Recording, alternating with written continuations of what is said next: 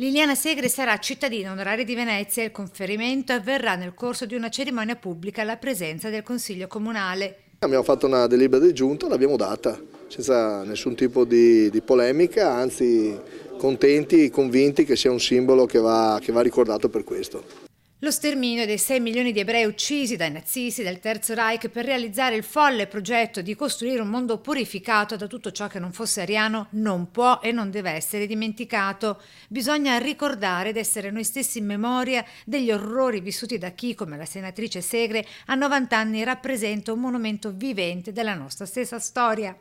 Ci piace dimostrare e ricordare della nostra città, una città aperta, accogliente e soprattutto che non accetterà mai azioni di prepotenza o di vigliaccheria come abbiamo conosciuto negli anni, ed è giusto che ci sono dei testimoni che possano ricordarlo.